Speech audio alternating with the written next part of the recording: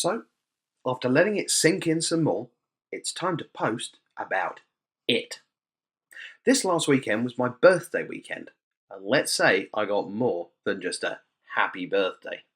I went with a large crew of people who I play and test Magic the Gathering with to a Grand Prix in Portland. Now, I've never day two'd an event like this, so I was sceptical this time around as usual. I had no buys, that's free wins, for this tournament, so if I wanted a place, I would have to fight tooth and nail. I ended day one with a record of 7-2.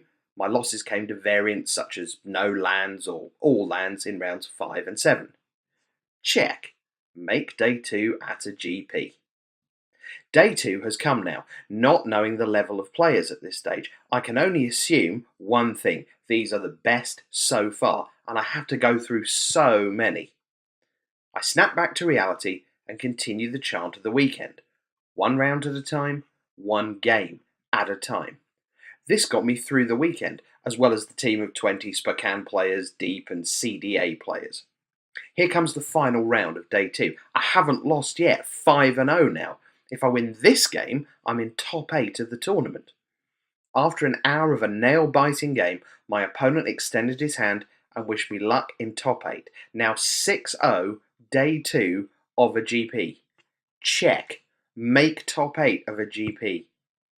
I felt tears of utter joy and happiness fill my eyes, but I held them back not to seem like a Durka in front of the crew. I regained myself and got ready for top 8. The rest is kind of recorded from here. I took second place, losing to the only person ever to be crowned back-to-back world champion, Shahar Shenhar. The way I look at it, it took a legend to the game to stop me. I finished the tournament 15-3 overall, winning 10 games straight on day 2. What an experience. I'm going to Spain next year for the Pro Tour with some of my good friends of mine, as well as took home a sweet plaque, 6 pro points, and $5,000. Yay! Oh, and one giant step to the dream. To all my friends and family for always being there, for me, this win is for you all too, not just me. I can't wait for the rest of the journey.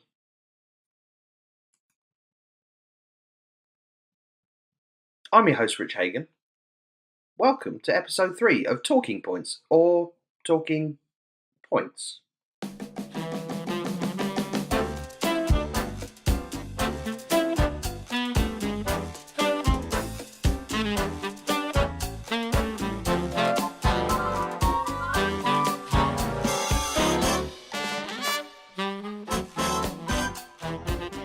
So, hello everyone, welcome to Talking Points episode 3. I am your host Rich Hagon, recording, the green screen is the clue behind me. I am recording from Gainsborough, which is of course the entertainment capital of the world. Well, I'm a bit worried. This is the first show where there hasn't been a Pro Tour to preview or review. There hasn't been a triple Grand Prix weekend. The pickings are pretty slim. It's just Grand Prix Portland. So, maybe the show will only be 5 or 10 minutes. We'll have to see, won't we? So, in any case, the first thing I want to do is not talk about Magic at all, but instead congratulate 2 Magic players, Mr. Mike Sigrist and Mr. Sam Black, because they took the weekend off from playing Magic. They went off to play Epic, the card game made by Magic players. That's Rob Doherty and Darwin Castle, formerly of Your Move Games, Houston Pro Tour 2001, blah, blah, blah, blah, Hall of Famers, blah, blah, blah, blah, blah. And they had their Epic weekend this weekend. My good friend Rashad Miller was doing the stream for them, and it turned out that if you're a good Magic player, you're good at a lot of card games. You have just a propensity for lines of thought that lots of people who haven't played a lot of strategic card games just don't have. My own personal version of this was when the World of Warcraft trading card game first came out. It was basically impossible to lose at draft against what I might call normal people, because normal people looked at a card that was essentially Jackal Pup. That's a 2-1 for 1, that whenever it got dealt damage, it dealt you 1. People would look at this and go, this card is terrible. It only has 1 toughness, and you get hurt when it gets hit. I will not draft any of these. This meant that you could draft as many 2-1s for 1 as you wanted, which meant that turn 1, 2-1, followed by turn 2, 2, 2-1s, followed by turn 3, 3, 2-1s, was entirely possible. And shockingly enough, that was enough to make you win the game, because they hadn't discovered Pyroclasm at that point. So if you're good at Magic, and that is not a follow-on of implying that I'm good at Magic, but I hope you follow the gist. If you are good at Magic, there are a lot of opportunities out there to grind a different card game, get very good at it very fast, and then go off into the wilds to try and beat all the normal people who've been just having fun playing that card game. And that's what Sam and Mike Sigrist attempted to do at Epic. And there was $15,000 for the winner, so that's more than a GP, bear in mind. So off they went, and they both made the top 8, and they both made the final 4, at which point Mike Sigrist lost to a guy who was the previous world champion from last year, who had never lost a match last year and hadn't lost a match this year either. So said fella, who I think his name might be Aiden or Martin, or maybe Martin Aiden, or maybe Aiden Martin. I saw it somewhere. Defeated Mike Sigrist in the semi-finals, and then faced Sam Black in the final. The final was somewhere between 3 and 4 hours, and last year's world champion won again. He still hasn't lost. So sometimes it turns out that if that is your game, that is enough. But sometimes, if you are a thoroughly fine card player, and it's worth mentioning about Sam. Sam is a truly extraordinary individual. If you follow him on Facebook, you'll find he has an awful lot of very deep, very carefully thought out opinions on a lot of stuff. He's had a very interesting life in gaming, not least because he really does turn his attention to many different games. Historically, when I first got to know Sam, he was playing Dreamblade, that kind of fantasy chess type collectible thing that Wizards was doing in the sort of 2004, 2006 era, around about then. And I watched him just dominate that game for a long time before moving on to plenty of others in and around Magic. So he's someone who's always seen the opportunity when a new card game comes out, and card games are often looking for legitimacy as a competitive sport, if you like, and whereas Magic churns out its 45, 50, 55 Grand Prix every year, you will find that a lot of these other card games will do one event. So you'll get the Star Realms World Championship, the Ascension World Championship, the Hero Realms World Championship, the Epic World Championship. Incidentally, all of those come from the stable of Doherty and Castle, and so on. So you will often find a one single shot big pot of prize money. Consider the World of Warcraft trading card game again.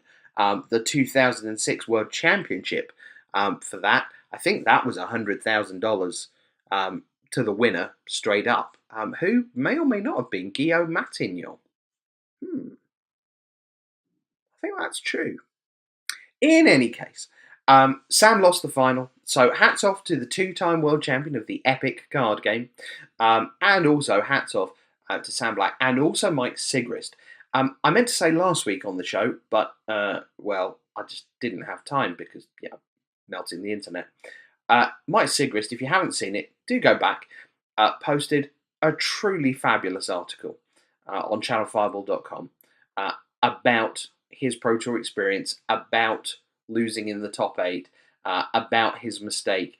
But to me, he wrote very movingly, and maybe this is because we share something here. He wrote to me, I see it as he wrote as a father. He wrote about responsibility to his team. He wrote about, in a sense, being a provider. He was the one who made the top 8. The other 5 couldn't play the cards for him on Sunday, and he had the opportunity to put Channel Fireball on top of the pile. And the fact that he didn't, he saw that as a bigger deal than the X $1,000 he didn't win by playing in the semi-final or the final. He saw it as, he actually said, "I feel I've let my teammates down," which is such a great. I mean, obviously, it's a horrible feeling, but such a truly responsible and decent way of like looking at the world. I'm looking at the ramifications of my actions on others before I think of the ramifications for myself. I thought it was great. I've always thought Mike was a great guy, but I think it's possible that he revealed more of himself than he intended in that article, because that was a husband and a father of two twin daughters and a teammate and a friend talking about the way they see their own responsibility to those other people in their life. I thought it was I thought it was very moving. I thought it was very articulate. Um, Hard to rank Mike Sigrist any higher than I already do, but I do. You should check that article out. It also has lots of cool strategic stuff about the Pro Tour, and all that good stuff. But yeah, that was the bit that certainly stuck out for me. So here we are. We're a good few minutes in, and we haven't got to GP Portland yet. So I suppose, all right, I'll take you to GP Portland if that's what you want. So GP Portland was the one show of the weekend, and the format was standard, which left people pretty nervous because here we are, we're heading towards December, we're heading towards the time when people kind of stop playing Magic and start going carol singing and eating mince pies. Not actually sure that's true, but certainly the focus on standard gets much less as we head down the stretch of the year. And it does feel like Ixalan's been around for a good long while. And certainly, it's not even Ixalan's fault. It is all about energy, isn't it? Now, I don't quite know. I played a lot when Poison was a thing, right? So 2010, 2011.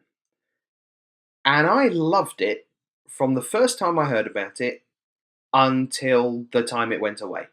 I just thought Poison was great. I thought it was a fantastically interesting, different metric to play the game on. I loved Cyst Bearer. Oh God. And 1/1 black flyers with poison. It never got old. Skitherix. um, to me, there was no point where that ran out of fun. But I'm well aware that for lots of people, energy is at a point where, yeah, this isn't super fun. And one of the problems with Portland is that certainly at the top tables, we got closer, I think, to an answer about the best deck, TBD. Uh, and it was Teamer Energy. Yes, there were still some four color energy things running around, and as we'll see, someone had a lot of success with a four color energy deck that had some slight strangeness to it. And yes, if you look at the top 16 deck list, there are a couple of Sultai energies floating around. But as the format has continued to progress and mature, the ruthless foreshortening of vision, if you like, amongst the energy deck builders is, hey, look, let's not muck around with four colours. Let's not muck around with Gonti. Let's not muck around with Scarab God. Let's not pretend to be Seth Manfield. Three colours. It's the best. Value, value, value, value. Oh, there's a Glory Bringer. Value, value. Oh, there's a 1,000,000 flies. Value, value, value, value.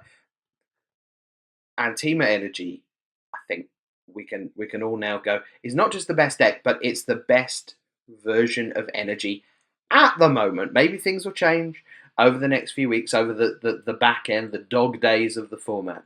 But I think we kind of got a full answer to that. Now, in terms of who was there, well, we had 15 or so players with the full three buys. We had three ranked players, only three players in action from our top 25 this weekend. We had Seth Manfield, number 1. We had number 10, Sam Pardy, and we had number 14, Corey Baumeister. More of him throughout the show, I would imagine, because if you weren't paying attention last week, or indeed through most of this season, in which case, well, welcome, thanks for finding me, but also, where have you been? Because, yeah, season's quite a way done now. Corey Baumeister was going for not his first, not his second, not his third, not his fourth, but his 5th consecutive Grand Prix top 8 in standard, which it's easy to say crazy, nuts, literally just not being done, right? Just as far as we know, nobody's done that. So there was a lot of hype around Corey, whether he was could possibly achieve the essentially impossible. Also with 3 buys, the other Corey, that's Corey Burkhart. I have strong words for Corey later in the show, Mr. Burkhart. Actually, I've got strong words for both Corys later in the show. Eric Froelich was there, Hall of Famer. Huang Hao Shan, no longer fresh off his DQ from the Pro Tour, but still in the US and hoping to A, stay in the tournament and B, do well. You had Mark Jacobson, part of the East-West Bowl crowd. Niels Moller, now he is the England World Magic Cup captain, and he has had a really, really solid few months. We'll talk more about him in a minute. Shuhei Nakamura, Hall of Famer from Japan, was in the US still. Rob Pisano, another Japanese player from Japan, curiously, Tomohiro Saito, was there, who, I must be honest, I still think every time I say him, I have to think not currently a Hall of Famer, because in my mind he is, not least because I voted for him when he was going to be elected into the Hall of Fame and was elected into the Hall of Fame, and then, of course, because of his DQ and suspension, forfeited the Hall of Fame. So in my head, I just hear the words Hall of Fame. That's not to do with would I vote for him again in the future. I've mentioned on a previous show, want to talk about Saito at some point. But maybe today, we'll see. But nonetheless, I really struggle not to just blurt out Shuhei Nakamura, Hall of Fame. Martin Yuza, Hall of Fame. Tomohiro Saito, Hall of Fame. Yes, because I just do think of him that way. Matt Severa, who's very, very good. So quiet, so unassuming. We don't often get him on camera because there's generally a superstar waiting in the wings who are ready to talk to us. But he's one of the good guys, and he's very, very good. So he was there. Nathaniel Smith had 3 buys. John Stern from Canada, of course. Jerry T, Pro Tour Armand champion, was there. And Travis Wu, who I know many of you follow. I was going to say religiously, but maybe that's not quite the right word. Although then again, cult of personality, maybe following him religiously is quite a good analogy. So they were your 3 buys. And then, of course, 2 buys, you get many, many players, because 2 buys is what you win when you win a trial. And 2 buys is in that spot where if you are playing regularly and you are quite good, you can get the Planeswalker points to potentially get 2 buys. So amongst the players with 2 buys, I've sort of picked out 20 or so of interest. So you've got Andy Beckstrom, Grand Prix champion in teams very recently. Michael Burnett from the home team. Chris Botello. So, you know what? It's great when the art of the deck builder isn't dead. Chris Botello has not accomplished a ton in Magic. He's good, but it's not like he has Pro Tour top 8s, or it's not like he's played in 20 PTs. He doesn't have famous teammates. He's not on a team. He's not full-time on the Pro Tour. But once upon a time, he went meow and made the Kitty Pact deck. That was just absurdly powerful, absurdly awesome, completely... Most people couldn't beat it in the sense of there weren't cards in their 75 that could beat it. He was playing such a different game of Magic to everyone else. Fantastic. If you thought the Grixis Tokens deck was a bit weird from last weekend, yeah, Botello's Cat Pack deck, like people had been praying that Harmless Offering or Harmful Offering, whatever it's called, could be a thing. and like everyone had tried it and no one had got anywhere. And then he turned up eons later, so it wasn't like the format was still fresh. He was just like, "Oh yeah, I've solved it. It's here. It is." And what I love about that is that people at home remember. So when he got in the feature match area, the chat just goes, "It's him! What's he got? It's Cat Pack Guy! It's Chris Patello! Awesome, awesome!" And I love that whilst we spend so much time thinking about who's actually winning the tournament, that there is still room in Magic, as there was a long time ago and by a huge amount. There was a sort of mysticism around the deck builders. You know, the Mike Flores, the Adrian Sullivan, the Jerry Thompson, the Patrick Chapin, the Japanese. What deck would the French bring to the Pro Tour? What would the Dutchies have come up with in 2003 and 2004? I love that someone like Chris Patello can still have, for want of a better term, that brand. Now, obviously, it's very hard at the next level up to deal with that kind of expectation. And it's something that Conley Woods found, is that he was always looking for the brew. And it was almost like he was handicapping himself because he wanted the brew to be the best deck, not just find the best deck. And a lot of the time, a brew isn't the best deck. Right now, Team Energy is the best deck, right? Or if you want to say Ramanat Red is, that's fine. But there are known best decks, and no, a brew is not really it. And it could be, very occasionally, but for the most part, a lot of the time, formats are solved, and the groupthink gets us to the right spot. So Conley found it very tough, and eventually that's partly why he sort of got out of Pro Magic, because he was just feeling compelled to come up with crazy brews every week because that was his absolute brand. And now, of course, where he's streaming, this is fantastic because he's playing in a, yes, competitive environment, but he's playing in an entertainment environment. And if you are a deck builder, what a fantastic place. You get to interact with all your fans, you get to build decks together, you get to tell stories of the deck, not just the stories of the 5-round event that you're in, but you actually get to talk about, okay, this is our 4th iteration of Black Green Pummeler, let's see what this does. And people at home get to be fans of the deck, not just fans of hanging out with you. This is something that I will never have, of course, because I've never built a deck in my life. Well, that's not strictly true, but never any good ones. So, great to see Chris Patello. He didn't win the tournament. He did okay. We'll talk more about him. Ethan Brown, one of the youngest players to make a top 8. He made a Grand Prix final. I think it was Indianapolis. Lost to Brandon Burton in the final with the ultimate destruction of Lightning Bolt, Lava Spike, Lightning Bolt, Goblin Guides, kill you on turn 3, I think. I think it was it turn 3? Hit you for 2, and 6 was 8, that was 10. And then, hit you for 2, and then it was turn 3. Turn 3 kill in the final. So, I think Ethan Brown was on the other end of that. Gene Brumby from New Zealand. Now, he's been around for 4,000 years, or approximately 1993, actually. And frequently turns up in the US. He had 2 buys. So did Daniel Cathro. Oscar Christensen from Denmark. He was doing well last week. Stayed in the US again as all part of the Pro Tour trip. You'll find a lot of people do this. They'll come out for the week, the GP the week before the PT. They'll play the PT. They'll go and sightsee for a few days. They'll go to a GP the next weekend.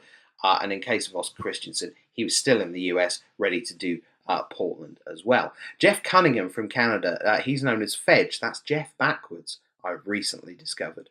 One of the great writers in the history of the game, and doesn't often play, so it was nice to see him out.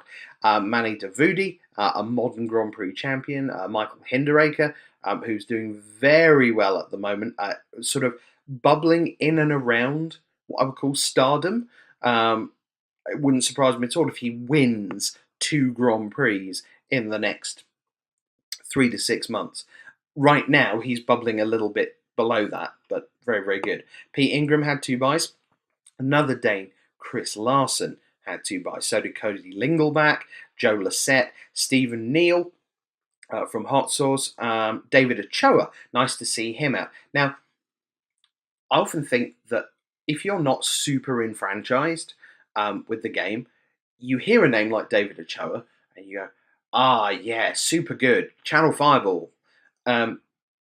And you miss the fact that he's basically out of the game.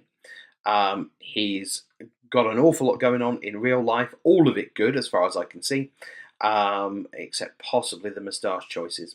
And he's having a great life, and Magic is absolutely not the week in, week out grind and desire and get on a plane that it used to be. So great to see him in Portland, but the sort of player that, despite having a Pro Tour Top 8 and Grand Prix success and played in World Championship, Players Championship 4 or 5 years ago, not someone you would expect to necessarily do well. We'll see how he did in a bit. From Japan, Rei Sato was still in and around from the PT a couple of weeks ago. Shahar Shenhar. Now, this is a super interesting story. Shahar's someone who obviously has vast realms of talent. His friends are only mildly irritated, and people who aren't his friends are wildly irritated by just how smart he is. Because he's a very, very, very smart human being, and the third very takes him above a lot of the merely excellent, outstanding people who routinely win Pro Tours. But Shahar is also not someone who applies himself and doesn't always, when he does apply himself to the right things, whatever that might mean. And I'm certainly not going to judge him on choosing a computer game over Magic. But if you are a 2-time world champion, maybe you've got a thing going there which you could build on. You're probably not going to do better than the 2 world championships, but hey, there's always a third. And Shahar very actively didn't take that path. He very definitely went, Magic, yeah, it's a bit of hard work, testing, so I can't be bothered working out what the best deck is. I'll just play. Maybe I'll come along, maybe I won't. I think I'll just sit here and kill some monsters on a screen because I'm here. Why would I? And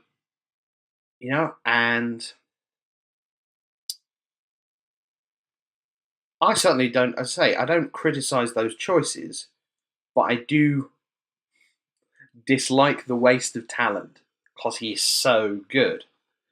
So it was kind of interesting pulling the pieces of the puzzle together. The following years, after his 2 world titles, we interviewed him. I did an interview with him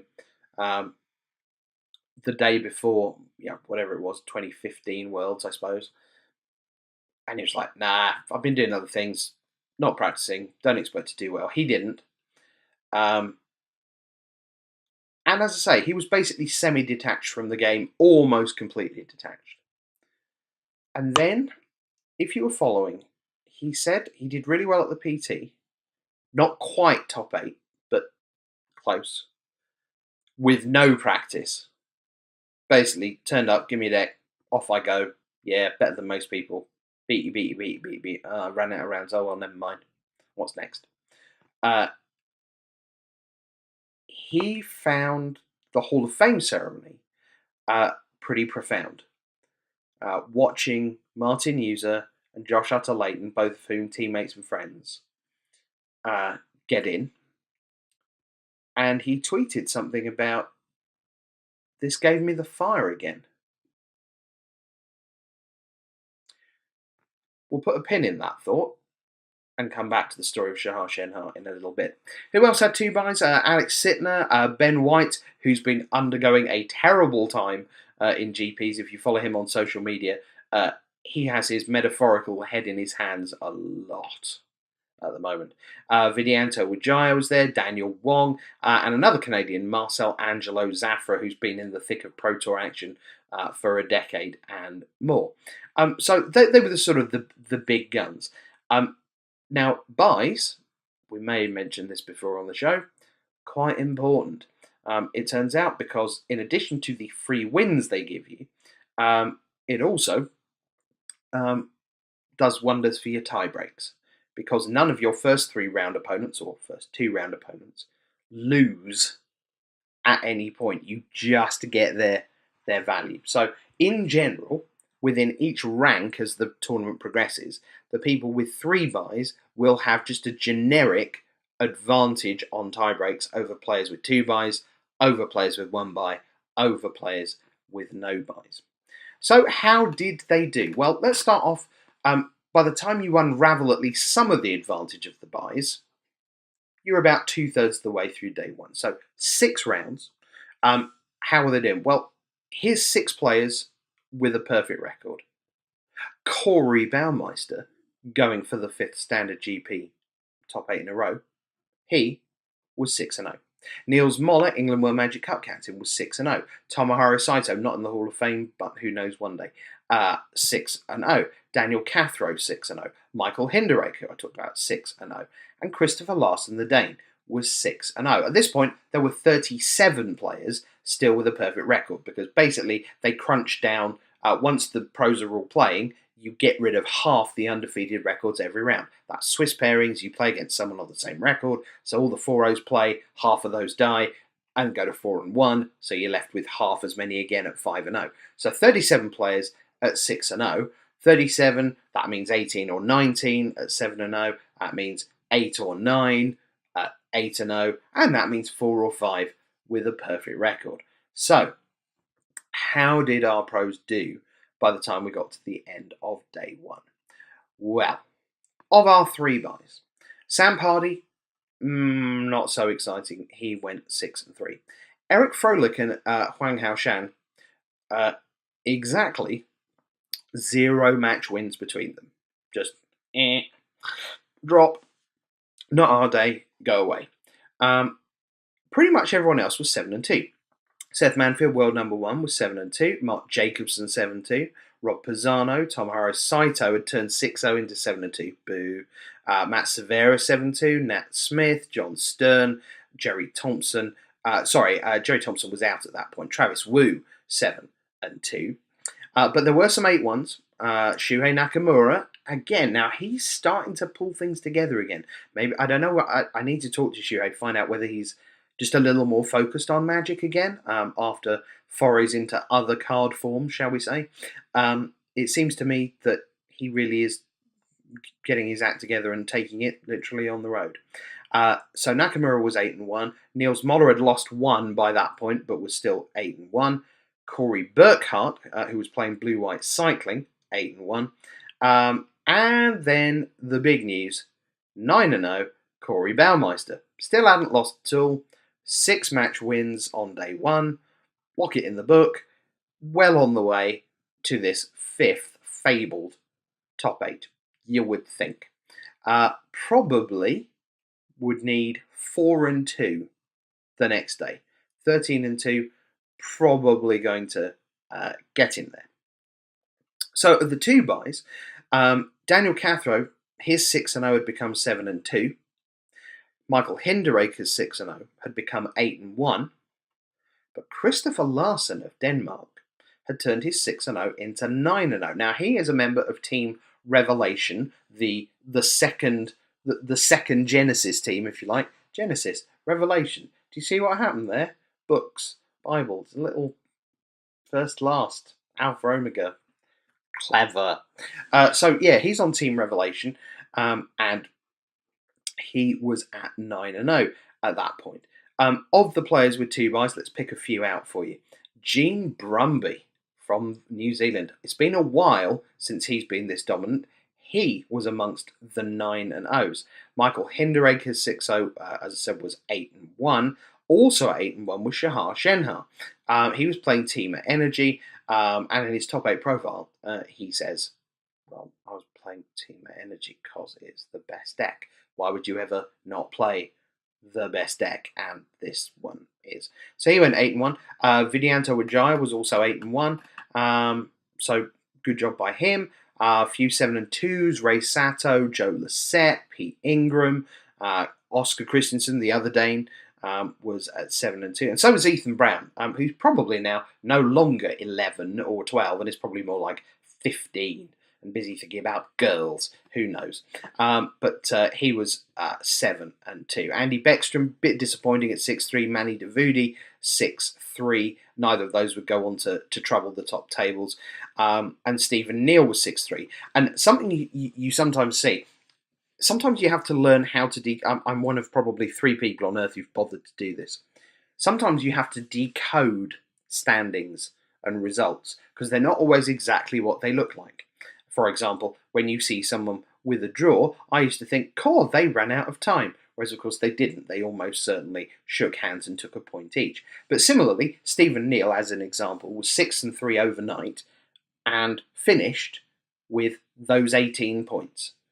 So it's possible that he turned up on Sunday morning, got to 6-4, and went, I can't be bothered trying to win 5 in a row to get 11-4 and 62nd place. It's possible that he played 2 matches and finished 6-5 and went, yeah, okay, now I can only get 10-5, I'll go and do something else. It's possible that he played 6 matches, lost 6 matches, and ended up at 6-9 on the weekend and just thought Magic was the worst game in the world. But it's also possible that he went, I'm 6-3, realistically, can't make the top 8, 12-3 is not going to do it, far too many people here, best part of 2,000 people. I'm just going to go out, enjoy my Saturday, get up when I want to on Sunday, maybe come down, hang out, do some drafts, I'm done. My hunch is that that's what happened. And you'll find a lot of the top players at 6-3 just won't play on day 2. They know they can't make the top 8. That's where the money is. That's where the bulk of the pro points are. And certainly you will see a lot of players just not come to the start line at 6-3. Now next year, things are going to change. Little commercial for GPs next year.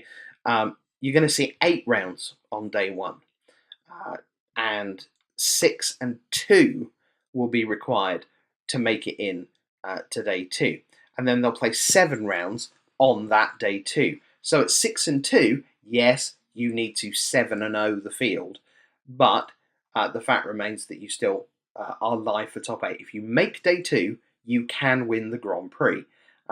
It's possible that there would be some huge tournaments, like maybe Las Vegas next year, maybe Seattle next year, where 13 and 2 isn't enough.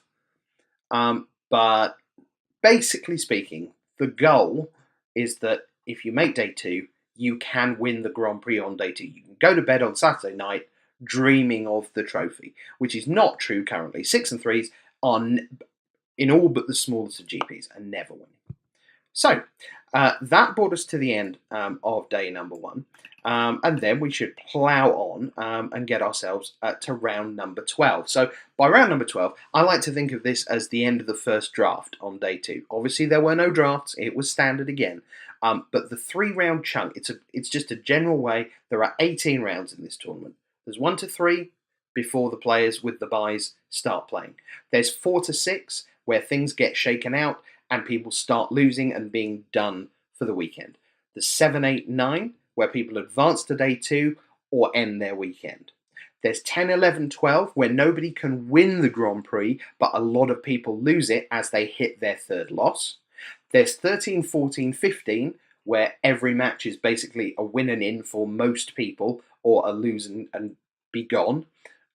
So it's like either elimination or advance every round. And then there's just 8 left for round 16, 17, 18, which we call the quarterfinal, the semis, and the final. So there's 6 acts to every Grand Prix, basically speaking. And so here we are at the end of Act 4, round 12, and there was one person with a perfect record still standing who had won their draft pod. That man was Christopher Larsen of Denmark. He just couldn't lose. And he was playing 4-color energy with Gonti, Lord of Luxury. It had gone breakfast, gone dinner, In fact, it was gone tea. So he was 12-0. The 11-0s had Alex Wilson, Stephen Barnett, Vidianto Wijaya, who is a good player, but boy, does that person know how to whine on Facebook. Oh, Vidianto. Life's not all terrible. Shahar Shenhar was 11-1, and so was Corey Baumeister. That's the guy, remember, who's trying to get to 5 standard GPs. Top 8s in a row. 10-1-1, Luke Fregon. Travis Wu, this is interesting. So Travis Wu was at 10-2, so in the mix, needed to 3-0. 74% opponent match win rate. I'm going to mention some other people who were at 10-2 looking for 3 wins to stay alive. Michael Hinderaker, Michael Burnett, Shuhei Nakamura still alive at that point, Corey Burkhart with the blue-white cycling, Nathaniel Smith, and Chris Gordy, who, no, I don't know either, was also at 10-2. He was the last of the 10-2s in 36th place with 56% opponent match win. So over the course of a day and a half, Travis Wu's opponents had won 3 out of 4 of their matches, and Chris Gordy's opponents had only just won more than 2 out of every 4 of their matches. And that's why we use opponent match win percentage as the first tiebreak, because just basically Travis Wu's road, his strength of schedule, was vastly harder. And obviously there are lots of people in between at 73 and 72 and 71, but the gulf between that 74 and 56, there was no way on earth Chris Gordy could possibly overhaul the top tiebreak players within that 10-2 bracket over the course of 3 rounds. In general, as a rule of thumb, we say that 0.5% is a toss-up. 1% is quite hard to overcome, but it's well within range. Someone goes down 1, you go up 1. Okay, sure. So you're 1% behind. Yes, of course, you can do that. If you are 2% behind, it becomes really hard. And anything more than 2% in a single round just very, very rarely happens. There are corner cases, but fundamentally, that's your rule of thumb. So if you are 18 percentage points behind someone else, you are not going to out tie-break them. No, no, no. So 36 players at 10-2 or better. On we go. Well, Larson gets himself into the top 8. He wins round 13, and that locks him in. He then goes through the I'm going to concede to you because I like you. I'm going to ID with you. He gets himself in. Now, we then get to the problematic part of the weekend, which is the last meaningful round played by Corey Baumeister. So, as a fan of Magic, I wanted to see whether Corey could make this 5th standard GP top 8 in a row. And conveniently, the casters in Grand Prix Portland, which Matt Sperling and Paul Reitzel and Marshall Sutcliffe and Andy Cooper Faust, the team at Channel Fireball, also thought that showing what happened to Corey Baumeister would be a good plan. So we're in round 13. He's at 11-2. So bear in mind, that's 9-0 overnight into 11-2. So he's 2-2 on the day and has to win the next 2 matches to be in. Because he was 9-0, his tie breaks were superb. He was going to make it in at 13-2. No problem. And they showed him on camera. And he was 1-0 down and he equalised. And then, put simply, he was going to lose. The commentators knew he was going to lose. Everyone in chat knew he was going to lose. His opponent knew he was going to lose. Corey knew he was probably going to lose, but he didn't have all the information that we as viewers and chatters and opponent did have. So basically, things get a bit messy. His opponent gets a bit excited and kind of just demonstrates to Corey that he has in fact won the game by basically doing what I might call edited highlights of the next 30 seconds. He shows Corey the next 30 seconds of life in the space of 4 seconds, missing out several critical bits of things like, untap and draw and upkeep and in some order. Because basically he's actually doing Corey a courtesy. He's saying, I'm not going to slow roll you, indeed I'm going to fast roll you. I'm going to sit here and just say, yeah, see this Glory Bringer, you're dead. So I'm just letting you know that I've won. And at this point, I haven't spoken to Corey about it. Corey decides to try and take matters further, and a judge gets called, and Paul Rietzel in the booth, who is a Hall of Famer, says straight out, "This looks to me like Corey trying to find an angle." There is a phrase called angle shooting, and it's basically used to imply that by all common sense measures, someone has lost, is dead, can't win. It's used in life as well. For that this is wrong, but you see a 1% chance that maybe you can persuade someone else that what is so obvious to everyone might not be obvious to them, and then maybe you can wangle your way into a scenario where you're not quite as dead as it looked like you were, and it's, oh god, it's horrible to see at any point in life, because you just think, stop it, be a regular person and just go, no, I'm done. And I'm not saying that specifically about Corey in this instance. I'm just saying in general, when you are around seeing someone angle shoot, it's just not nice. And I think one of the problems that Magic has, and I'm not talking about Corey specifically here, but I've been around the people behind the game for a very long time, i.e. the people at Wizards. And everything in Magic is cyclical, right? We talk about this all the time. Whether that's the countries that are doing well, whether that's the teams that are doing well, whether that's playtest groups, whether that's creatures are super important, spells are super important. The draft format's really fast. Green is unplayable. Green is the best color. Modern is stale and stagnant. Modern is the best format ever. Everything goes in waves. And we can't know, like, part of my job is to get to know players as well as possible. But there were 2,000 players in Portland. I have no idea how they're each going to behave in any given situation. Whether they are salty losers, whether they are gracious, whether they are dignified, whether they are prone to tilt, whether they are just machines, whether they are a good interview, a bad interview. I don't know.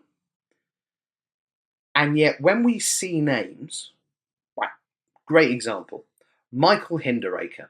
I don't believe I have ever spoken to Michael, and I don't believe that I could pick him out.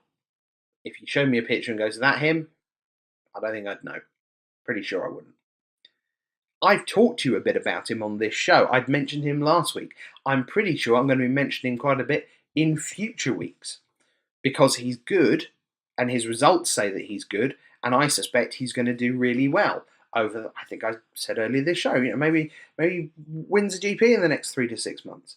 And when and if that happens, look how smart I'll look, and I'll tell you about, I told you about my boy Michael Hinderaker. But the fact is, I don't know who he is. I don't know whether he's a shake hands or a salty, or a put 17 cards on the top of my deck, or have 25 spare cards in my lap in case I want one. I'm sure he isn't any of those things.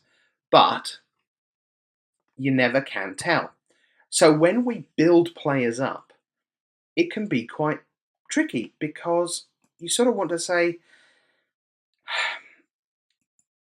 are these people going to represent themselves and the game in a great way when the chips are down? Or are they going to complain about the format, or the deck, or a judge, or a ruling, or the pace of the tournament, or why there aren't enough playable white uncommons in the draft environment? Because as Magic players, we like to complain. We do. A lot of us like to complain a lot about a lot of things. And that is certainly, I would say, as true of players at the top of the game. I don't think it's necessarily more so, but I do think it's as true. And so we ended up in this situation where chat is going nuts, basically saying Corey's a terrible human being, which he isn't, and saying that the reason he's a terrible human being, which he isn't, is because he's behaving like a terrible human being, which he kind of is in that moment. He's basically going, I understand full well that you have just shown me that I have lost. I don't like that outcome, so I'm going to see if there's a way to change it. And the way to change it can't really have anything to do with the cards, because we've all seen the cards, and the cards say, that guy wins, you lose. And even if you are the most lawyerly of lawyers, and you feel that there is a societal good to everyone being held to account and the highest, most rigid standards of excellence in process, and working things through, it is very hard to see what goes on screen there as good for the game. It's kind of like in the NBA, that's basketball, the referees get shouted at a lot by the coaches. What are you talking about? That was never a foul. There's a lot of shouting going on from the head coaches. What there isn't a lot of is one referee being taken aside, semi in private, by a player and trying to convince that something is not true, and having 5-10 minute discussions before eventually then little huddles of people get together. And little huddles of people is what happens at Magic all the time, because you start with a player and then the other player goes to make a statement to the judge, and then the first player appeals, and then the head judge comes along, and then it turns out that because it takes a long time, a second head judge joins the party, so now there are 3 judges discussing what the 2 players have said, and a lot of the time it's just not great. So I don't have a clear message for Corey, like, you must not call a judge, because that's nonsense. Anytime you want to call a judge, you call the judge. But I do think that probably what happened is that someone who's had an awful lot of success lately saw the end and just for a couple of minutes forgot that it was just a game and decided that it really, really mattered. And so behaved in the scrabbling, clawing, pinching, fighting way that any of us would if we felt that something really mattered, and kind of didn't. So, after all that, Corey Baumeister was out. He went to 11-2, and then 11-3, and eventually ends up at 11-4. A 2-4 day 2 with Teamer Energy, from a 9-0 start, and very anticlimactic from the he's so close, can he get there? 11-1. No, they can't. Lose 3 in a row and done. Nonetheless, huge congratulations to Corey Baumeister, because whatever you think of his behaviour in that 90 seconds or 2 minutes, whatever it was, he made 4 Grand Prix standard top 8s in a row, which is phenomenal.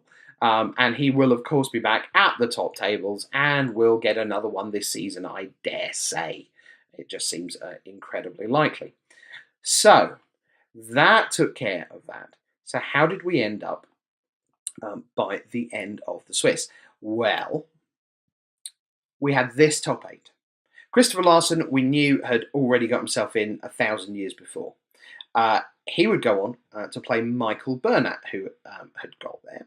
Alex Wilson from 11 and 1 had successfully navigated the last 3 rounds.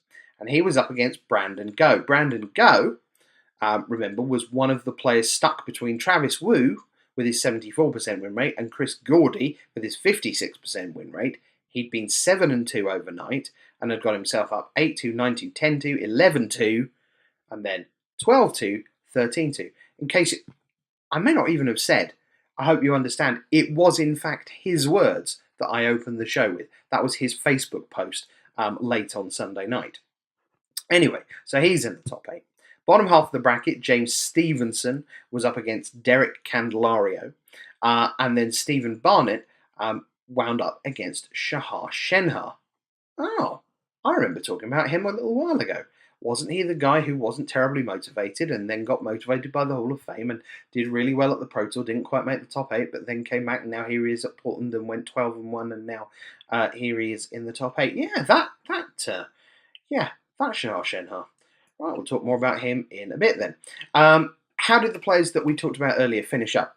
Seth Manfield turned 7 and 2 into 11 and 4. Sam Pardee had an excellent day 2, but from 6 and 3, 10 and 5, 4 and 2, fair enough, doesn't get you anywhere, 151st. Corey Baumeister, as we say, finished 11 and 4. So they were the 3 top 25 ranked players. Corey Burkhart turned 8-1 into 12-3, 4 and 2, that was good enough for 36th place. Mark Jacobson went 3 and 3, finished 125th. Niels Moller from 6 and 0 will have been disappointed with 11 and 4, just 5 and 4 from there. So 48th place, still not a bad result, but from where he'd been, disappointing. Shuhei Nakamura 12 and 3 overall, 19th place. Rob Pisano turned 7 and 2 into 11 and 4, 54th. Saito 6 and 0 into 10 and 5, 4 and 5 from 6 and 0. Finished 108th. Boo, not a good finish for him. Matt Severa also finished at 10 and 5, but he'd been 7 and 2 overnight, 135th. Nathaniel Smith had a 4 and 2 day 2 to be 45th. John Stern 3 and 3, 113th. Travis Wu, meanwhile, excellent day. 7 and 2 overnight. He went 5-1 on the day, and 12 and 3. That put him just on the outside looking in. He was in 11th place overall. Now, all of those had 3 buys, so the next lot had more of a handicap. Obviously, they had to play in round number 3. Andy Beckstrom 10 and 5. Michael Burnett drew into the top 8. We've already mentioned he was in there. Chris Botello ended up 11 and 4. Had a very good second day. 5 and 1 from 6 and 3. So 33rd place for him. Ethan Brown, another excellent day 2 for him. 7 and 2 into 12 and 3. 18th place overall. Gene Brumby, oh no, he was one of the 9 and 0s. As far as I can tell, because that was 27 points, he finished on 28 points. So somewhere on day 2, he had some number of losses, 1 draw, and gave up in disgust. At some point, he didn't win a match on day 2. Sometimes there's a weird story behind that, like he got a draw in the first round and then something unexpected happened. He had to drop from the tournament. But it sounds like he just lost a lot on day 2. Daniel Cathro, 11 and 4. Oscar Christensen only had a couple of wins, was one of the least successful on day 2. Ended up in the 200s. But once you can't win, you just sort of go away, or succeed. Manny Davudi, 11 and 4. Michael Hinderaker, who knows what he's like as a human being, turned 8 and 1 into 12 and 3 for top 16 finish. Good job by him. Pete Ingram was 47th. Chris Larson dominated the Swiss. Remember, got to 13 and 0 before he decided to just pack it in and hand, first of all, a win to Shahar Shenhar to put Shahar into the top 8, and then ID in the last round and get top seed. Joe Lissette was 10 and 5, 3 and 3 on the second day. Ray Sato 4 and 2 for 11 and 4. Shahar Shenhar 13, 1 and 1 and into the top 8. Vidyanto Wijaya, he's the one on the outside looking in. 8 and 1 overnight, gets 4 wins. That's 12 and 1. loses once, that's 12-2, has a draw, 12-2-1, ninth. I haven't checked, would not surprise me at all if that one is an intentional draw in the last round. And it's possible that he ID'd himself into ninth. Not certain, so I won't commit to that, but we've certainly seen that happen before. Ninth is still an excellent record, 12-2-1 is an excellent record, but ninth just on the outside looking in. And finally, Daniel Wong, who I mentioned, 6-2-1 into 10-4-1, top 100 for him. So we reach ourselves to the top 8. And yeah, this is where things get a bit disappointing from my point of view, because I love diversity in standard, and we kind of didn't really get there. The top 8. Brandon Go was playing mono red. Michael Burnett was playing mono red. Stephen Barnett was playing mono red. Derek Candelari was playing Team Energy. Alex Wilson was playing Team Energy. Shahar Shenhar was playing Team Energy. Christopher Larson was playing 4-color Energy, but he did, as we said, had Gonti Lord of Luxury. And then, hooray! James Stevenson, red, green, pummeler. Now, I think I mentioned last week how much I enjoyed watching Hannes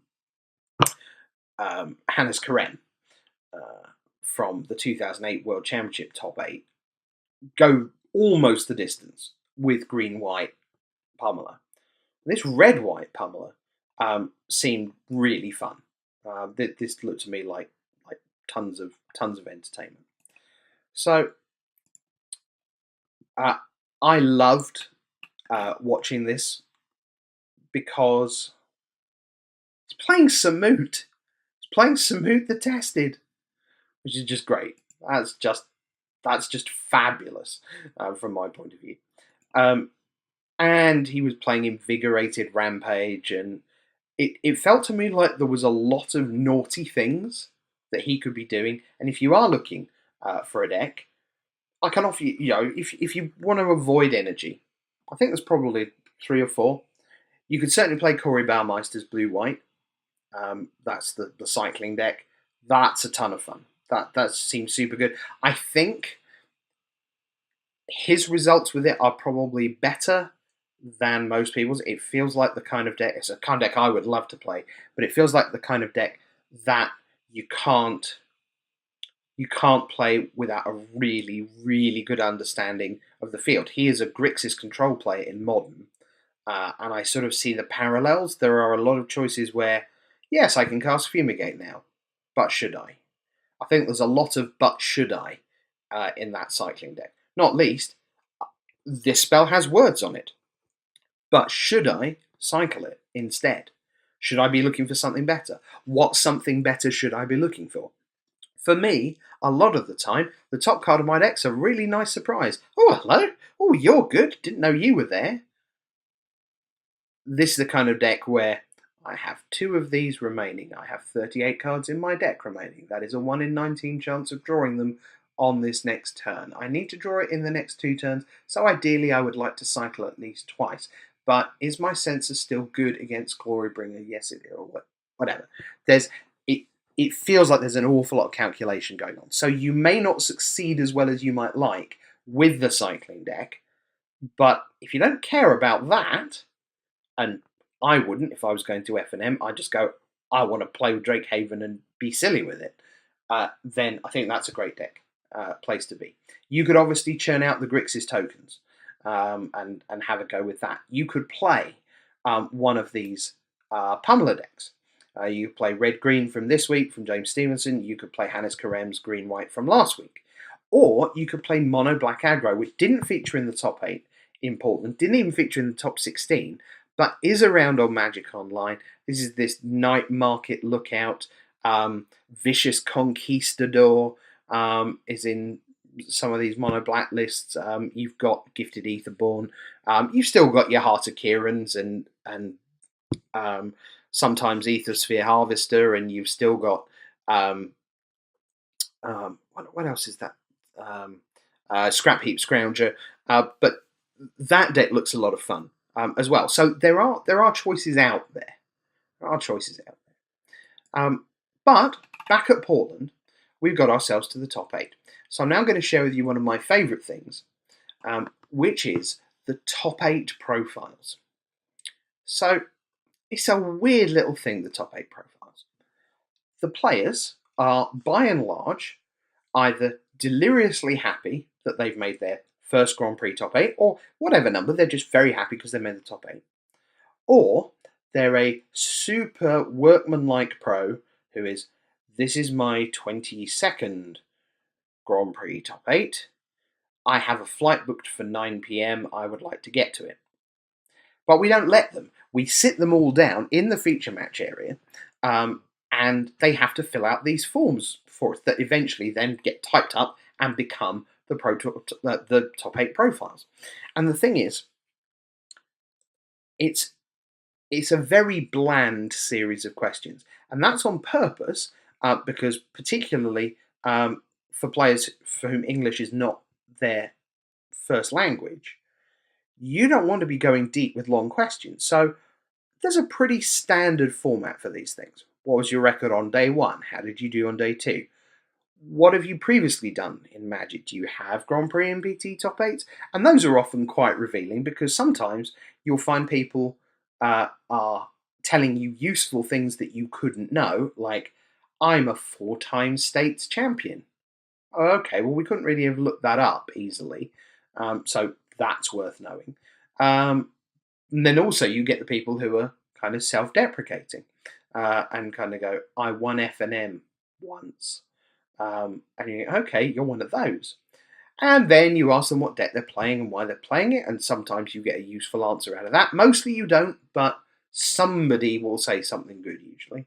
And then, what was your best card of the weekend and why? And hopefully the idea of that is that maybe we get a cool story. In round 13, I was on 1 life for 8 turns in a row, but Authority of the Consoles always saved me. That kind of thing.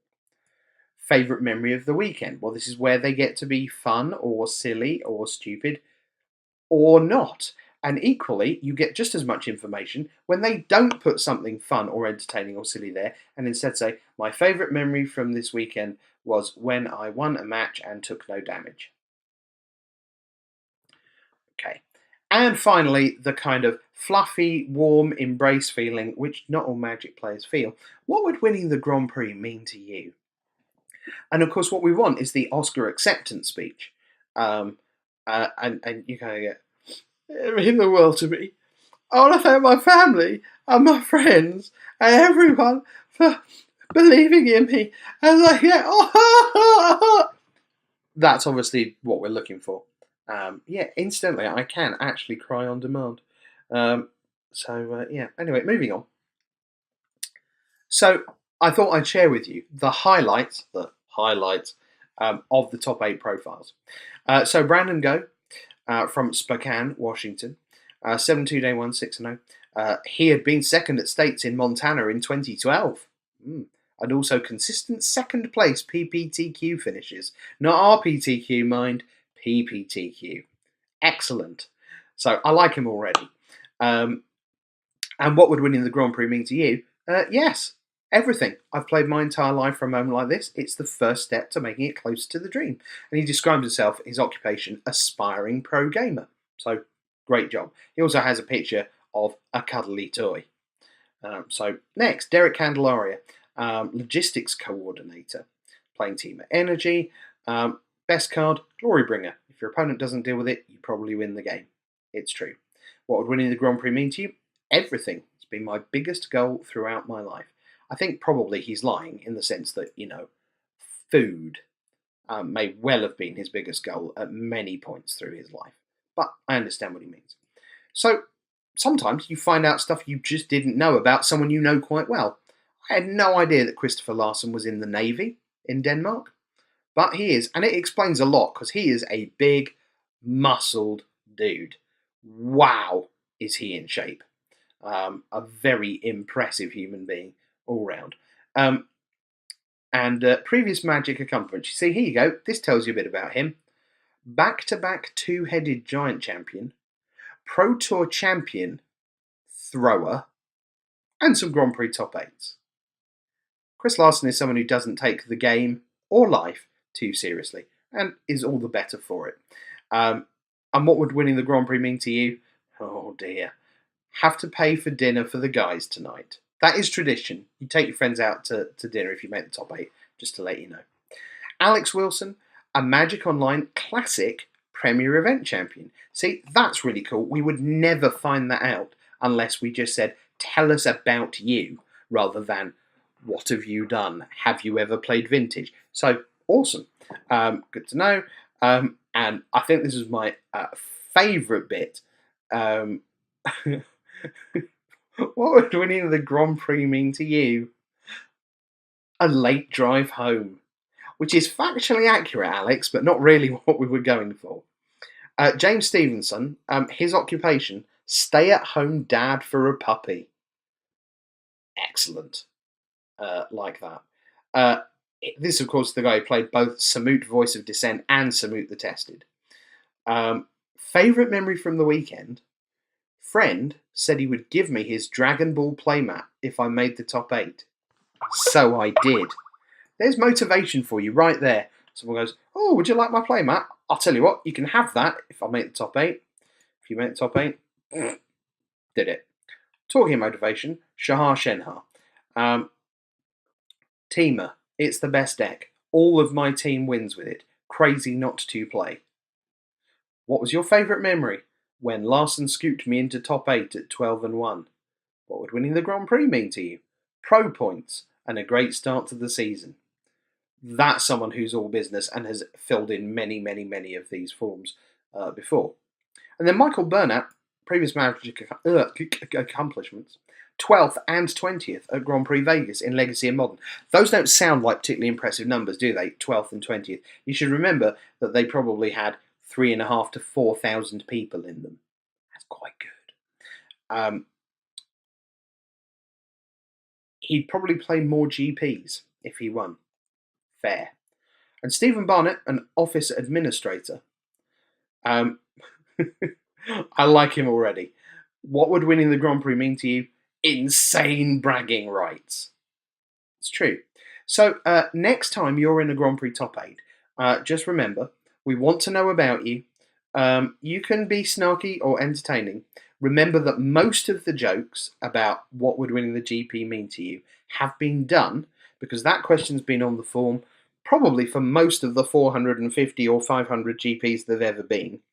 And therefore, there are somewhere between 3,500 and 4,000 people who've tried to answer that pretty routine question in a non-routine way.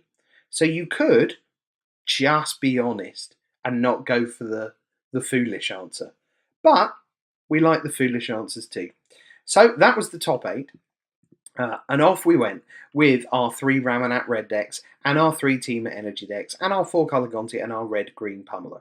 So Chris Larson faced Michael Burnett. Burnett won that one by 2-1.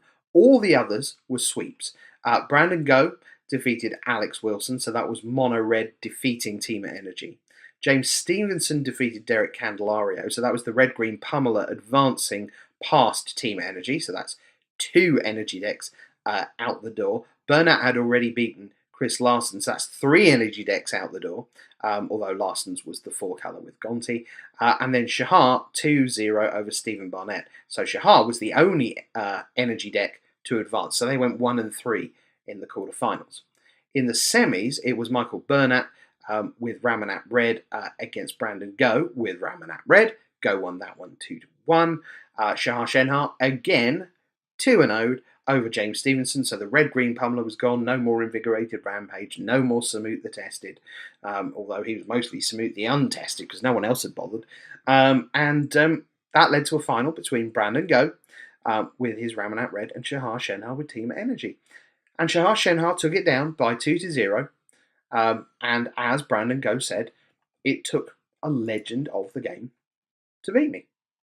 Just true. Can't argue with that at all. So, not much changed in the top 25. Only 3 players in the top 25 came along. None of them did especially well, 10-5, 11-4, and so on. Corey Baumeister did not make his 5th standard GP top 8 in a row, but he will doubtless be back. Chris Larson dominated the Swiss.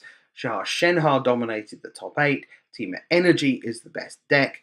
I think that's a pretty reasonable summary. That probably more or less wraps it up. A few things to say before we go.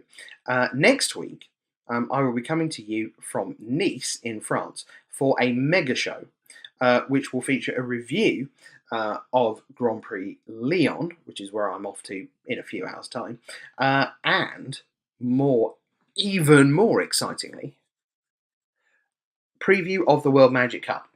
I guarantee you to discuss at length all 73 countries in the World Magic Cup. I will tell you exactly why I think they won't be winning, or why I think they're going to do quite well.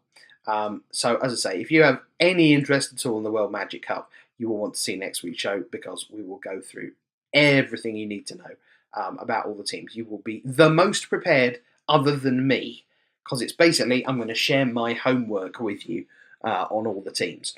So that's next week. Meanwhile, Lyon is coming up, and Lyon is going to be super fun and super weird. I like team events. They're not easy to cover because the story is not always where you're on camera, and we work very hard to try and get you to the matches that matter, but it isn't always easy. You've got 3 players sitting next to each other. As soon as one of them wins on one side, you know that either of the other tables finishing could be the end.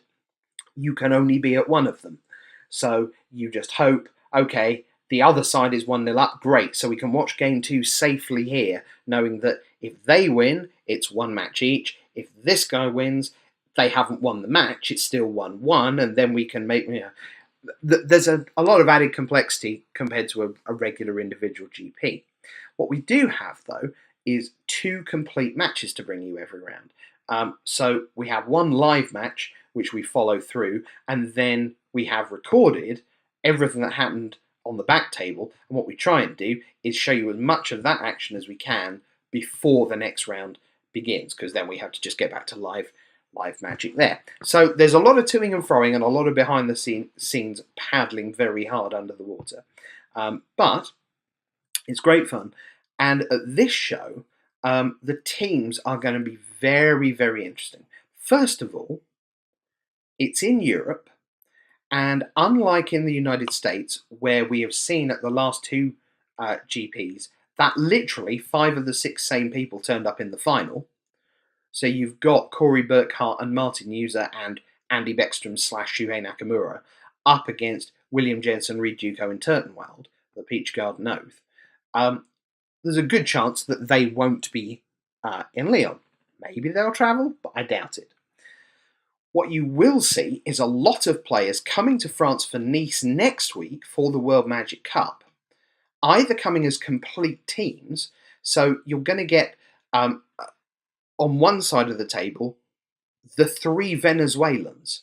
There's every chance that Team Venezuela will play in Grand Prix Lyon, because you get to practice Team Sealed Deck. If you make day 2, you get to practice Team Sealed Deck again. So it's like 2 free shots at practice for the World Magic Cup, whilst getting to know your teammates and working together and talking to each other and so on. So I think there are going to be a lot of country complete teams there. There will also be a bunch of teams with someone missing. For example, I know that Brazil, who are Paulo Vitor Damarosa, Carlos Romão and Lucas Esperberto, well, they can't play as a team in Lyon because Lucas Esperberto can't get out of Brazil in time. He works as a lawyer, he's got a full-time job, and he just doesn't have the holiday. So he's staying in Brazil, which may mean that Carlos Romão and Paulo Vitor Damarosa are looking for a third. I imagine they've found one if they've decided to play. But you are going to see some of those kind of hybrid teams, 2 players from a national team, and then somebody hopefully quite good who joins them. So you're going to see some of those. Then you're going to see people from the States who love teams and are just coming across. So Christian Calcano is going to be in Lyon. And I think he may be playing with Andrea Mengucci and Mattia Rizzi, which will be 2 of the Italian team.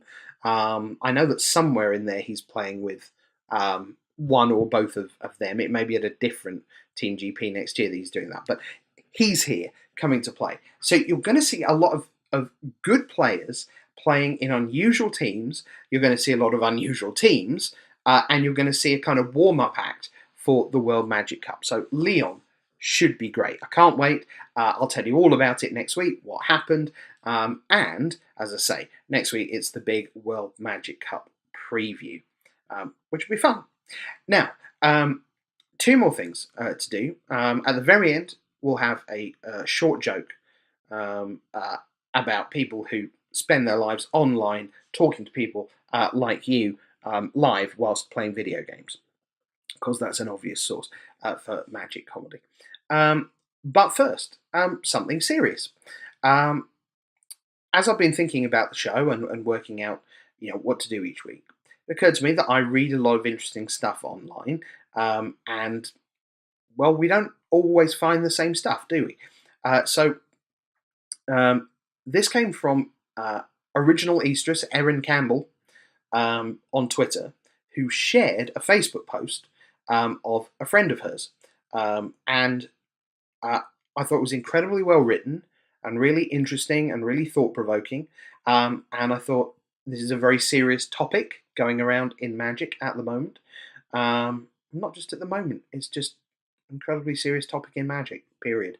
So I just thought, again, I would read you out something. It's pretty long, so settle in for a few minutes. It's story time with Rich. So again, this is someone posting on Facebook. I wanted to say something during Trans Awareness Week, but I missed it due to last week being insane. About 15 years ago, two people from the magic community here identified as trans within the same week. They weren't particularly close then, but they're closer now. Two people that did not know each other, but this was the first direct experience I had with the trans community. Over the years, that number's increased. I probably made jokes. I make jokes about everything. I doubt there was any cruelty behind them, no intention to wound or insult, but I undoubtedly said a few somethings that didn't exactly help how trans people exist in the community. If someone overheard me, I may have negatively affected their ability to become the person that they are. I've tried to better myself. Part of this is driven by the person I used to be and also the friends that I have now. I've been on the autism spectrum all my life, and I've managed to learn certain tricks and behaviours that are expected by society. If someone says, "How are you?" I reply, "Good. You?" Even if that makes no sense to respond that way. Most things on the gender spectrum don't make a lot of sense to me. Like many social interactions, unwritten rules or obvious behaviours. But I realised many years ago that these things don't have to make sense to me. I can exist in a world like this by accepting that simple fact. So if my pal Jake says she's Josephine now, she's not asking for my permission or even my understanding. She's just pointing out who she is now and asking that I respect that. It bothers me when people don't. My real name is Martin. Ian is my middle name, and I've used it since I was about 5 years old. Sometimes people find that out and say, "I'm going to call you Martin from now on." That's not my name. It's almost like they're not accepting the very simple terms that my name is in. It's really a simple fucking concept. And that bothers me. They respect me so little that they won't accept calling me by my middle name. And if that is even a fraction of a percentage of how a trans person feels when they're misgendered, mocked, or outed, then I am absolutely horrified at how society treats people. Because if someone insists on calling me Martin, they're saying that they have to understand and or agree with my reasons for switching to my middle name. They shouldn't have to. This is not an attempt to compare my plight to the guys, gals, and non-binary pals around the world, but it's an opportunity for me to understand what my friends are going through. Asshats act like they have to sign off on trans people. I see that all the time on message boards any time a trans person is in the news. It makes me hate people, but also makes me want to be better. Doesn't mean you have to give a trans person a pass either. You can still think Caitlyn Jenner is a piece of shit, which I do, but I call her Caitlyn, and I use the pronoun she requests when I give my opinion of her, because it's not for me to argue her identity. The only other thing that bothers me more than that wall of text, that kind of got away from me, is that trans panic is still a legitimate defence for murder. What the... I'll be honest here. I don't think I would enjoy surprise penis. As progressive as I am, I think the brakes would come on. I would probably react more reasonably than I do when there are onions on my cheeseburger when I specifically ask for no onions. Surprise penis isn't something I'm scared of happening, because scared is a stupid word to use. A conversation would probably happen, and most likely that would be all. I can't see me committing murder over it. I mean, I'm a writer, I create characters all the time that don't share my experience or values. But I can't get into that trans panic headspace. That's scary as fuck. That sounds stupider than onion panic, for which I kind of empathise. If you're a male and you think surprise penis might set you into homicidal rage, ask any women under 40 how to deal with it, because statistically, they've dealt with it multiple unsolicited dick pics. They can probably give you some advice on how to, you know, not murder people. I have many trans friends now, most from the judge community. Some I knew before, and some I only know as their new selves. All of them are varying degrees of awesome because I've seen a lot of the shit they've had to deal with. On a personal level, I enjoy seeing someone transition. I like when people are happier because they've discovered themselves. It's almost like I'm meeting a cover version of my friend, and this new interpretation is pretty cool. Note, I like cover versions of songs and film remakes, so this is intended as high praise. I enjoy different interpretations of the source material. So, for Trans Awareness Week, I can only promise to try and be aware, remain aware, and continue to learn. I promise that I will never deliberately misgender or dead name someone. And I promise to use my powers of mockery, satire, and pathos for calling out assholes that do all that shit. My name is Ian. Please tell me your preferred pronouns.